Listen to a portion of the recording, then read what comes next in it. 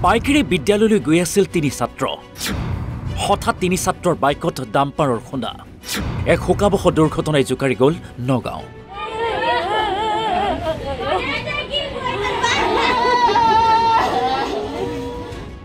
সোমবাৰে পুৱাই নগাঁও ৰূপহীহাটত সংঘটিত হ'ল এক কৰুণ ঘটনা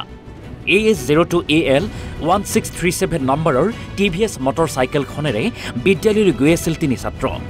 কিন্তু বিদ্যালয় নপাওঁতে ৰূপহী বজাৰৰ মাজমজিয়াত AS25EC87 23 নম্বৰৰ এই ডাম্পাৰখনে খুন্দা মাৰে বাইকখনত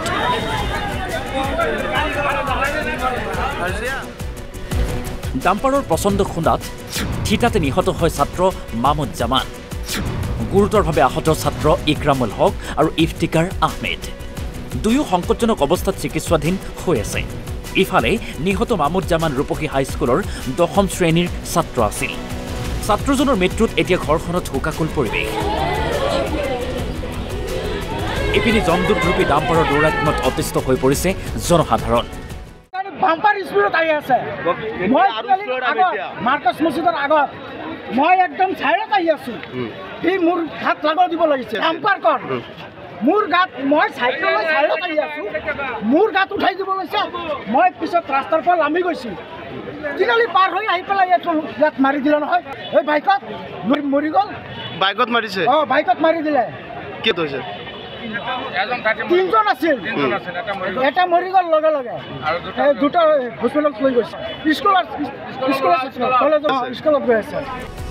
ৰাজ্যৰ চৌদিশে দিনে নিশাই চলা ডাম্পাৰে প্ৰায় দৈনিক সংঘটিত কৰিছে এটাৰ পাছত আনটো দুৰ্ঘটনা কিন্তু তাৰ পাছতো যেন ডাম্পাৰক নিয়ন্ত্ৰণ কৰাত ব্যৰ্থ হৈছে চৰকাৰ প্ৰশাসন আমাৰ এই ডাম্পাৰবিলাক যে চলি আছে ডাম্পাৰবিলাক যেতিয়া ৰাস্তাইদি যায় তেওঁলোক পুৰা স্পীডত যায়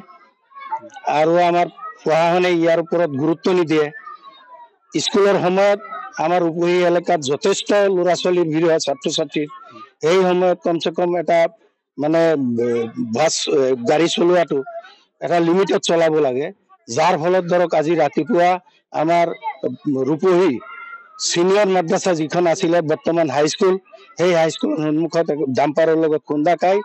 এজন ছাত্ৰৰ লগে লগে নিহত হৈছে বাকী দুজনমান আহত হৈছে সেই সম্পৰ্কে মই ভাবোঁ আমাৰ প্ৰশাসনৰ ফালৰ পৰা তেওঁলোকৰ ডাম্পাৰৰ ড্ৰাইভাৰসকলক নাকি লোৱাৰ ব্যৱস্থা কৰিব লাগে কাৰণ এনেকৈ চলিলে অটপালি কৰি যদি গাড়ী চলায় কিমান মানুহ এক্সিডেণ্ট হৈ আছে কিন্তু গুৰুত্ব কম সেইকাৰণে মই আহ্বান জনাইছোঁ মানে আমাৰ প্ৰশাসনৰ ফালৰ পৰা তেখেতসকলে যেন ইয়াৰ ওপৰত যথেষ্ট গুৰুত্ব আৰোপ কৰে আৰু তেওঁলোকক নাকি লগোৱাৰ ব্যৱস্থা কৰে ৰূপহীহাটৰ পৰা গুলজাৰ হুছেইন NB নিউজ